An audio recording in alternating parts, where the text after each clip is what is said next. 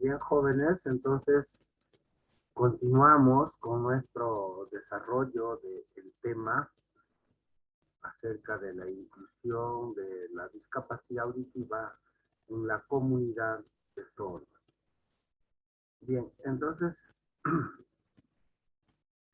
yo les iba diciendo que tenemos nosotros nuestros compañeros de estudio a una compañera que tiene esa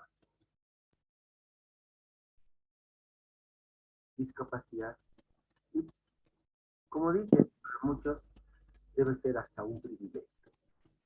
El privilegio de que esta discapacidad le lleva a desarrollar otras capacidades. Pero las personas que muchos de nosotros, por ejemplo, nos creemos normal, pero tenemos unas deficiencias tan hondas en muchas capacidades. Teniendo todo completo, nuestras capacidades no aprovechamos. Descuidamos, a veces dejamos para el último momento, nos desordenamos, creemos que lo que teníamos que hacer ayer, pues lo haré mañana y pasado, entonces no nos organizamos. Y a veces no priorizamos incluso nuestras necesidades por importancia, más estamos centrados en lo banales, o mejor dicho, en cosas de poca importancia.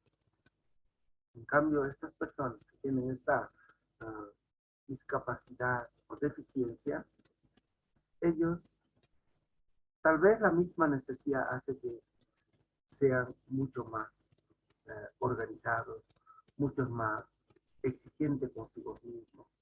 Entonces hace que se eleven más. Tienen, como les podría decir, lo que en psicología llamamos una formación de su personalidad mucho más elevada. Bien, Alenka nos decía que ella entiende poco para leer, pero a veces las personas conocen la cultura de la persona sorda, también el curso básico de lengua de señas. Este material educativo, como el módulo, necesita comunicar lengua de señas a las personas sordas. Entonces yo le pedí que me apoyara en dar un mensaje en lenguaje de señas de Bolivia, pero bueno, parece que no está dispuesta. En otro momento será. Y vamos a continuar con nuestro tema, ¿ya? ¿Cuál fue la que estuvimos hablando o diciendo? Estuvimos hablando con el fin de evaluar el progreso. La UNESCO, el organismo encargado de liderar el movimiento y de coordinar los esfuerzos orientados al logro de los objetivos, ha diseñado un índice de desarrollo que permite medir 4 de los 6 objetivos mediante indicadores específicos para calcular el índice general en base al peso distribuido entre 4 componentes: educación primaria universal, alfabetización de adultos, calidad de la educación y género. En Bolivia, alguien dice que no puede ingresar. A ver, ¿qué le pasa? Gladys no puede ingresar.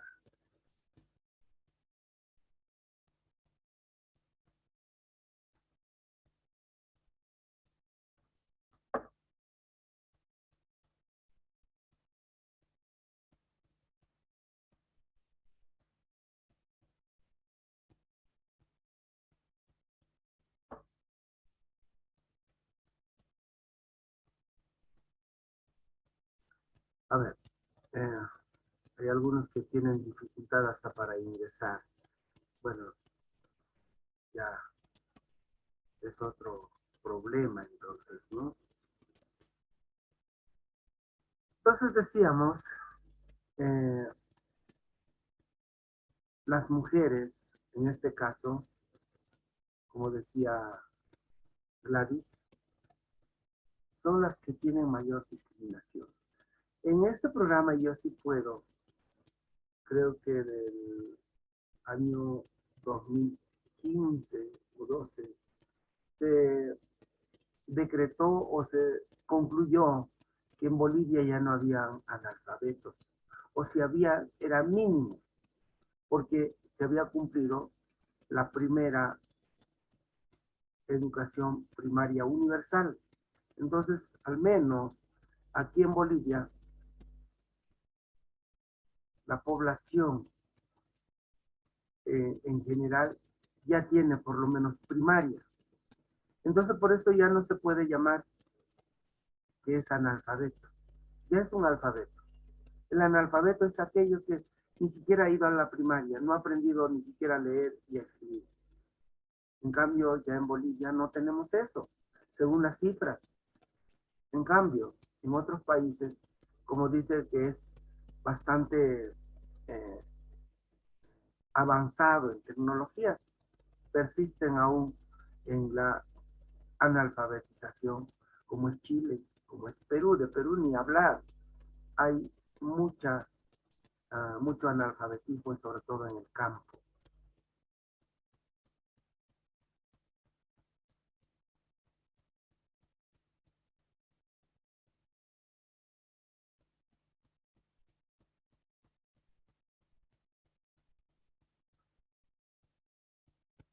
Y la calidad de educación también tiene que ver, ¿no? Todavía persisten disparidades nacionales. O sea, en Bolivia, si bien existe todavía algunas diferencias, algunas, eh, algunas brechas de, de educación. Nos dice entre los más des, desventajados en temas educativos son los niños pertenecientes a la población indígena. ¿Cierto? No sé si algunos de ustedes se han adentrado a comunidades indígenas, ya sea quechua, aymara, guaraníes. Acá nomás, hace 4 años viajé a Yucumo, pero me fui exclusivamente a visitar a la comunidad indígena de los chimanes. En los chimanes, la verdad, los varones iban al colegio, aunque ya las niñas también iban, pero en su mayoría de estas comunidades, las mamás no tenían la educación siquiera primaria. Estaban todavía en un atraso tal que en verdad preocupaba, ¿no?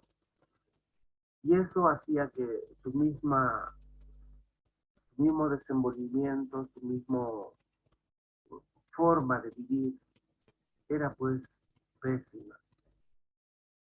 Porque si no tienes educación, no entiendes lo que es, por ejemplo, la asepsia, lo que es la limpieza, lo que es el ordenamiento.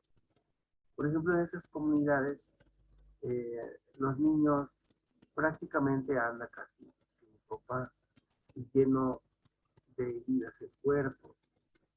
Porque los mamás, los papás se van tempranito, salen al monte, hacen tareas por ahí de agricultura, y los niños en la casa todo el día jugando, malnutridos, llenos de parasitosis. Mira, esas comunidades aún permanecen en esas situaciones o condiciones sociales. Alguien dirá, pero es su forma de vivir. sí, pero no es lo adecuado. No es lo adecuado. Hay algunos que promueven el turismo, les encanta ver eso, pues. Dicen, sí, qué lindo, mira, ellos no tienen necesidad, viven feliz con la madre naturaleza.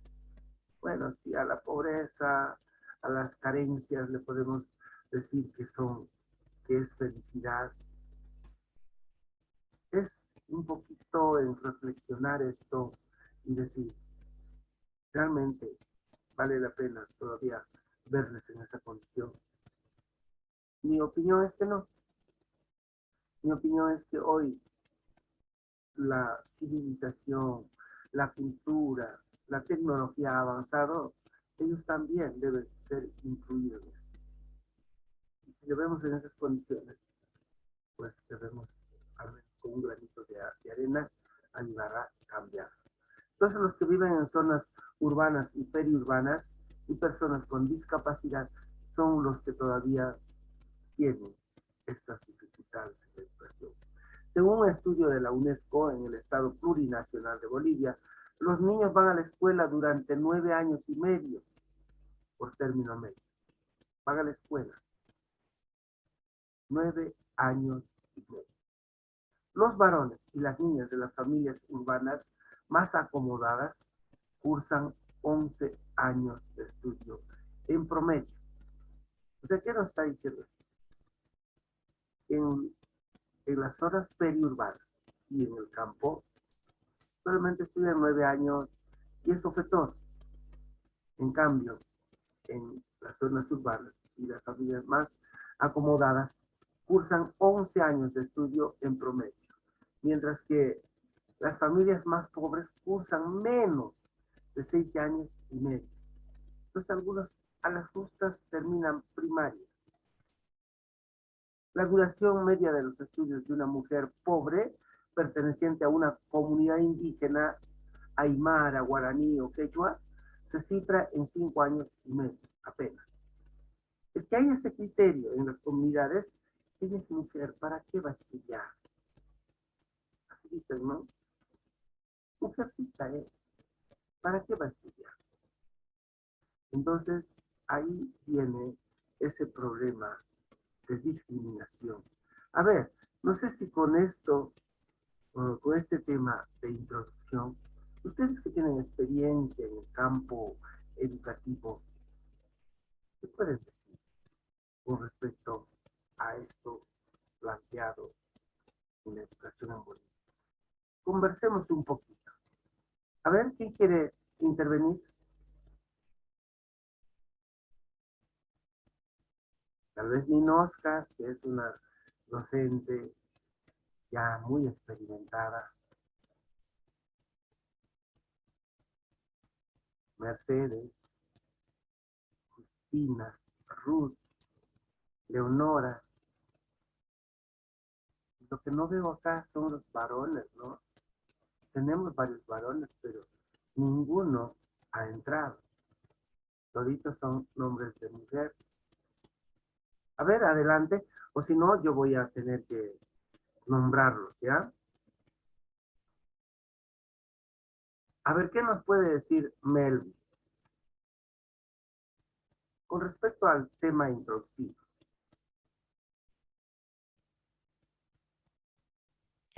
Buenos días, licenciado. A ver, Mercedes, tú quieres intervenir, adelante. Bien, licenciado, respecto a lo que hablaba, creo que me atrevería a decir que en los 10 últimos años, que es la última década de este tiempo, se ha hecho lo que es la inclusión, ¿no? Tanto en las escuelas superiores de formación de maestros, las unidades educativas, inclusivas. Y creo que es un trabajo que aún necesita ser mejorado, ¿no? Para el acompañamiento, la atención, para las personas con discapacidad. Entonces, creo que estamos siguiendo por un buen camino, más aún con este diplomado, que creo que nos sirve a todos los maestros, no solamente los que tal vez trabajamos en educación especial, sino también en educación regular, ¿no? En el sistema de educación regular, porque nos ayuda a hacer lo que es la inclusión y acompañamiento de estudiantes. con discapacidad auditiva, ¿no? Entonces creo que necesitamos seguir tomando armas a través de estos diplomados, cursos de formación continua para que nosotros podamos seguir haciendo una mejor atención a las personas, ¿no? Que tienen la discapacidad auditiva. Eso tal vez podría aportar de esencial. Muchas gracias, Mercedes. Sí, Mercedes lee la realidad. Mira, tal vez esto es polémico. Algunas personas quizás no acepten el, el- la lectura que hace Mercedes o la lectura que hacen otras personas de la realidad. Ella habla, por ejemplo, de hace una década. ¿Cuántas décadas tenemos con el Estado plurinacional de Bolivia, con una nueva forma de inclusión en la educación? Ya hemos pasado más de una década. Ahora se ven los resultados, pero hay profesores todavía que no se adaptan a la nueva currícula educativa y al no adaptarse muchos de ellos entran a la crítica. Entran a la crítica, dicen que eso no vale, que eso no soluciona nada, que ha traído más problemas, porque a los chicos se le califica sobre todo en 4 niveles: el hacer, saber hacer, el conocer y el decidir. Eso no pueden aplicar a pesar de que han estado muchos docentes de ellos en el famoso Profocom, años y años. No sé qué forma de mirar tendrá la realidad. Mira, eh, yo vivo en una realidad tal vez un poquito más allá de lo boliviano. Yo comparo la educación peruana, la educación argentina, la educación boliviana y paraguaya. ¿Dónde es que se ha avanzado más? Bolivia. Bolivia. Y como dice Mercedes, en esta década se ha hecho mucho en la educación. Y hay que destacar que esta educación inclusiva con la ley 070, tenemos mucho que avanzar todavía. No es ya la panacea, no es la cuestión de que, oh, qué maravilla la educación de Bolivia. Tampoco eso, ¿no? Hay muchas cosas que todavía falta complementar, pero se ha logrado bastante. Se ha logrado bastante en cuanto a este modelo socioproductivo comunitario, a este modelo inclusivo, pues no se le puede comparar con Chile, ni con Perú, ni con Paraguay. Incluso la gratuidad de la enseñanza. Cierto que no es nada gratis, ¿no? Pero al menos en costes de educación, Bolivia es uno de los países que mayor inversión en educación ha recibido. A comparación de Perú, por ejemplo, Bolivia invierte en educación el 9.5%, casi 10% de su Producto Bruto Interno o del presupuesto nacional. ¿Cuánto invierte Perú en educación? 2.5% en educación. Entonces, mira, y la mayor parte del presupuesto educativo en Perú se va a la corrupción. Se va a la corrupción porque son los gobiernos regionales que tienen que hacer. Aquí también hay corrupción, pero menos notoria. No nos olvidemos que en el Perú, 5 presidentes peruanos están acusados de corrupción. 2 de ellos estuvieron en la prisión, presos por corruptos. Me estoy refiriendo a Kuczynski, me estoy refiriendo a Ollanta, me estoy refiriendo a uno que se mató por no ir a la prisión, el Alan García. El otro que está con orden de extradición está detenido en Estados Unidos, me refiero a Toledo. ¿Quién se ha salvado de la corrupción? El Vizcarra, a pesar de que tiene un proceso. Entonces, imagínense, esas personas siendo corruptas, ¿no? Como máximas autoridades, ¿cómo está su educación? Entonces, en cambio, en Bolivia, este modelo socioproductivo comunitario, ¿eh? Con la ley 070, ha avanzado mucho, pero tenemos que implementar mucho más, tenemos que trabajar mucho más, porque hay pues vacíos todavía, ¿no? Como esto de la inclusión, ¿cómo se está dando la inclusión? Uno de ellos es este, haciendo que los docentes y los que se están formando para docentes ya vayan teniendo esta experiencia de incluir a la discapacidad auditiva, ya sea visual, y todas las discapacidades a una educación regular o alternativa. Entonces, de eso se trata. No sé si alguien tiene alguna otra pregunta, comentario. Adelante, jóvenes. Yo le invité a Ninoska Villapán porque ella está, por ejemplo, en un lugar bastante alejadito de nuestro país, pero que es muy turístico, donde miles de personas llegan a su lugar. Ninoska, si nos puedes decir algo con respecto al tema que hemos tratado. Licenciado, buenos días, colegas, buenos días. Con respecto al punto, licenciado, como usted dijo, creo que se está haciendo un avance importante en la educación, especialmente con la inclusión.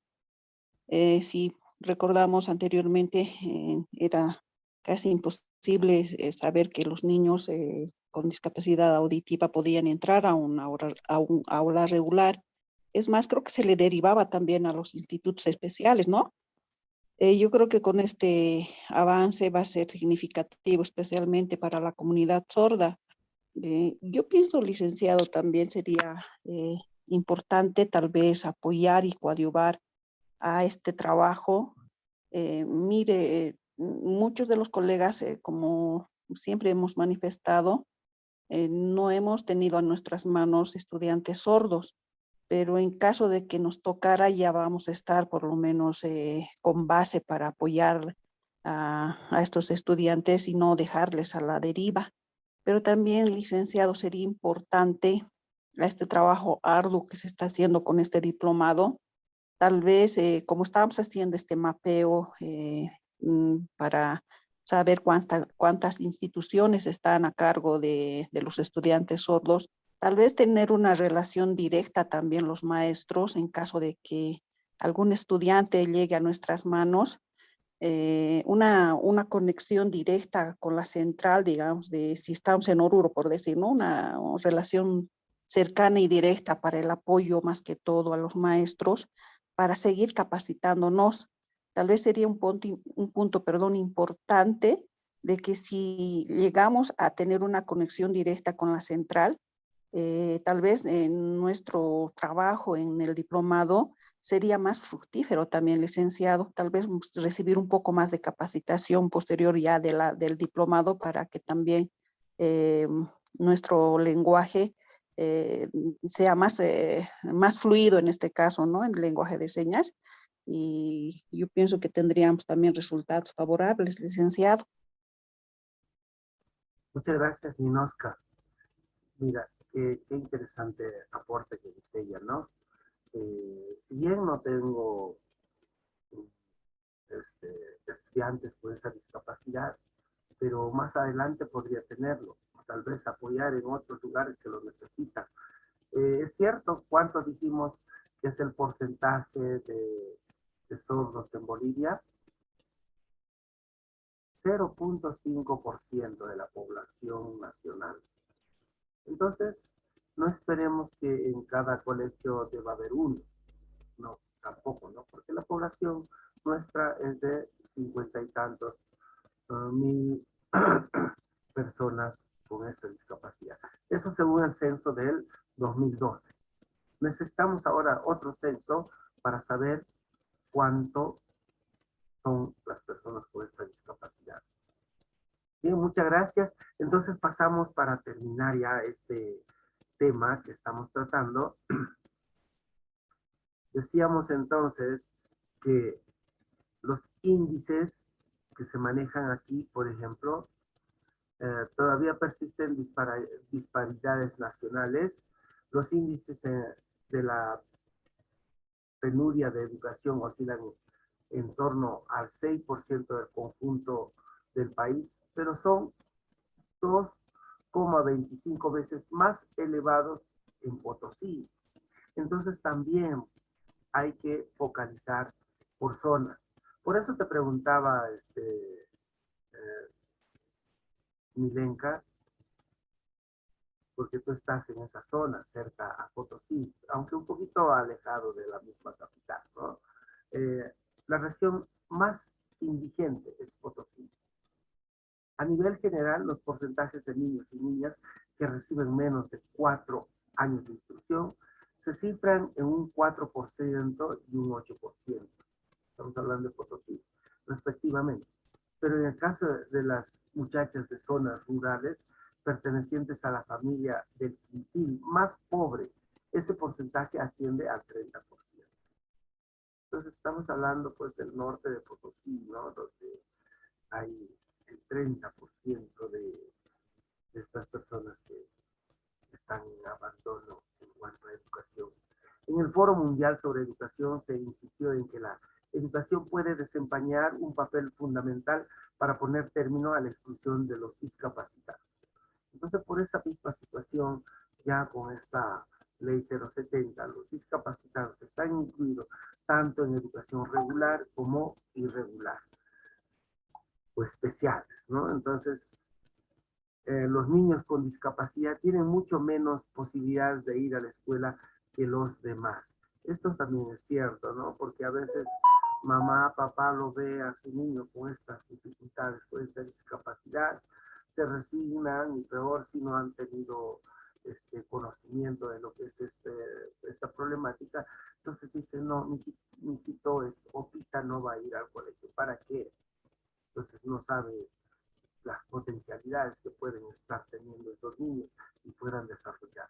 Entonces, la necesidad de articulación educativa en discapacidad auditiva nos dice, entre escuelas y organizaciones del medio en discapacidad auditiva, es una alternativa válida para las mismas. En el caso de escuelas comunes que están haciendo inclusión e integración. Por ejemplo, ya estamos con esta ley 070, entonces, incluso en los colegios particulares ya se habla de esto. Ya se habla de esto porque nos ampara una ley, ¿no? Pero si no hubiera una ley, prácticamente sería como tabú, nadie quisiera hablar o nadie quisiera recibir en el colegio. Según Méndez, Seguí y Córdoba, en el 2007, afirman que la articulación aparece entonces como un tema central para garantizar en el marco de las políticas públicas toda la escolaridad obligatoria. Entonces, ya en el 2007 nos dice eso Méndez de Seguí y Córdoba. Cuando la articulación está asociada a un asesoramiento pedagógico y el trabajo interdisciplinario, es cuando realmente se producen avances más efectivos en la enseñanza y el aprendizaje en las escuelas. También nos dice el problema de la inclusión, según Aizan Khan y Pendersky en el 2013, nos dice el problema de la inclusión ya no es solo un problema, es un malestar que circula en las escuelas que comprende a todos los actores institucionales. Entonces, desde ahí, mira, nos dice el problema de la inclusión ya no es simplemente un problema, sino es un problema que atañe a todos los actores, tanto institucionales, familiares, estatales. Y según Eisenkan y Pendersky, también dice, el alumno integrado a la escuela común o alumno de escuela común con carácter de integración es definido como un sujeto de derechos y deberes como todo niño. Entonces, una vez ya que se admita a estas personas en las escuelas, en los colegios, tienen derechos y también tienen deberes. Entonces nos dice hay un sistema organizado de atención en las personas con discapacidad que acoge a un número no muy grande, pero significativo de estudiantes con discapacidad y en menor medida a personas con dificultades en el aprendizaje, no derivadas de la discapacidad y con talento extraordinario. Es posible que muchas personas con discapacidades, dificultades de aprendizaje en áreas rurales y periurbanas no tengan acceso al sistema educativo. Las mujeres tienen menor presencia en él. Y esto ya hemos dicho, ¿no? Ya hemos hablado. También vamos a ver por acá, por ejemplo, algunos centros de educación especial. Algunos centros de educación especial que facilitan y preparan al acceso de las escuelas regulares. En el caso del centro Arca Maranata, donde se enseña a los estudiantes la lengua de señas boliviana, apoyándoles en el paso de la unidad educativa regular con intérprete, lo que les permite continuar sus estudios hasta la universidad. Hay constancia también de avances sociales y educativos en algunas áreas de discapacidad o dificultades en el aprendizaje, como lo señalado anteriormente. Entonces, la organización de las comunidades de personas con discapacidad auditiva, desde el año 1974 fue creada la Federación de Sordos de Bolivia, el FEBOS. También tenemos asociaciones departamentales de sordos. Ahí tenemos Azorpaz de La Paz, Ascensoral de El Alto, Azorco de Cochabamba, Azurqui de Villacoyo, Azocruz de Santa Cruz, Azormo de Montero, Azorpo de Potosí, Azoru de Oruro, Azorbeni del Beni, Azotar de Tarija y Azorch de Chuquisaca. Estos son las organizaciones o asociaciones departamentales de sordos. Entonces, con ellos debemos de coordinar, con ellos debemos de trabajar. Y la FEBOS nos dice que es una institución que contribuye al desarrollo de la población sorda de Bolivia desde hace 40 años, buscando la mejor calidad de vida de las personas sordas en el plano educativo, laboral, cultural, etc. La FEBOS forma parte de la Federación Mundial de Sordos también. Entonces, ahí tenemos estas instituciones que pueden interrelacionar a estas personas con discapacidad auditiva. Por eso en esta tarea que ustedes tuvieron del mapeo, se trata de eso, que ustedes puedan coordinar. Por ahí me preguntaron algunos estudiantes, ¿cómo hago, Lice? Está cerrado esta institución. Pues pregúntele al portero, pregúntale a la señora que está haciendo limpieza ahí, dígale a quienes reciben, cuándo reciben, cómo reciben, qué hacen. Ellos te van a dar alguna información. Entonces, bien, jóvenes estudiantes, muchísimas gracias. Hasta acá llegamos con nuestro tema de hoy. Ustedes esto lo pueden profundizar en el texto número 3 de esta semana. ¿Ya? Entonces, esto es un pincelazo bastante rápido de el tema que hemos desarrollado. Por eso dice, conóceme por mis habilidades, no por mis discapacidades. Qué hermoso mensaje de Robert Heinze, ¿no? Muchas personas juzgamos a veces por sus apariencias externas, por sus discapacidades.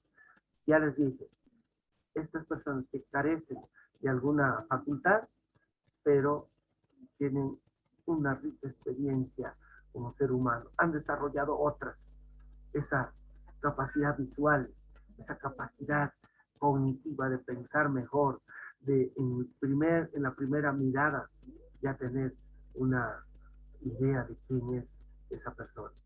Bien, muchas gracias. Hasta aquí, si hay alguna pregunta, vamos a pasar entonces al otro tema. Pero antes, si es que hay alguna pregunta, les voy a escuchar. Adelante, jóvenes. Quedan exactamente 4 minutos con 28 segundos. ¿Alguien quiere hacer una pregunta tal vez una duda, un comentario. Adelante, Stephanie. Licenciado, una pregunta de una de las actividades de la semana 3. Dice en la actividad 3, actividad para el desarrollo del producto académico final, para el desarrollo del producto académico final, pero no tiene, digamos, más explícitamente qué debemos hacer en esa actividad. Y para la semana 4 aún no está habilitado las consignas tampoco. Entonces, esa partecita no sé si nos podría aclarar. A ver, con respecto a tu pregunta. A ver, Stephanie, gracias por hacer esa pregunta. Justo hoy vamos a entrar.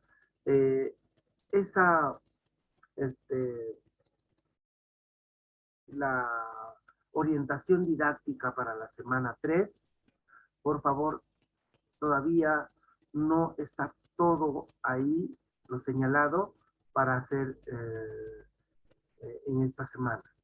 Hay algunos arreglos. Justamente tuvimos una reunión el día jueves con la coordinadora nacional y nos ha pedido que ya no van a tener evaluación en línea. Va a ser la evaluación como anteriormente se estaba haciendo, ¿no? Con respuestas múltiples o verdadero o falso, con eso.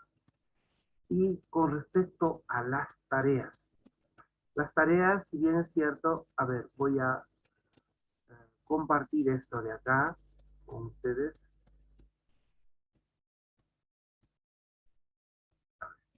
Voy a compartir esto. Esto es la tarea. Esto es lo que se ha corregido. Por ejemplo, dice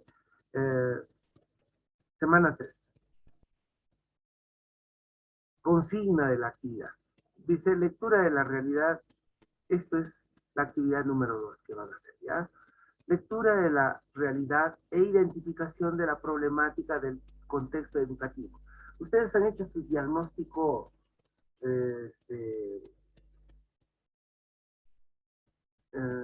la evaluación diagnóstica de su colegio, de su unidad educativa, ¿no es cierto? Ahora ya les han pedido incluso en la segunda semana hacer la identificación, el mapeo. Entonces con todo eso van a hacer la lectura de la realidad e identificación de la problemática del contexto educativo. O sea, cuánta discapacidad auditiva hay en mi unidad. Y eso en otras unidades, por mi experiencia que he tenido en esta formación del diplomado, ¿cuántos he podido identificar?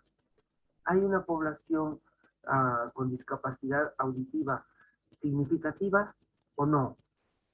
Entonces, esa lectura de la realidad van a plasmarlo aquí. O sea, casi toda la experiencia que han tenido en este diplomado. Por eso dice la consigna, lea el capítulo 1, proceso de investigación y producción de conocimientos, pautas para la precisión del tema de investigación y capítulo 2, investigación educativa y concreción de objetivos y metodología. De la guía metodológica para la elaboración del producto académico final, PAF. A ver, esto está también en otro documentito que se los voy a pasar, ¿ya? Realice la lectura crítica de la realidad. Van a criticar, yo no solamente aceptar tal como es, sino también desde el punto de vista crítico, y eso tiene que ser el estudiante. No aceptar todo a pie juntillas, sino también ser crítico, pero crítico de manera objetiva, ¿no?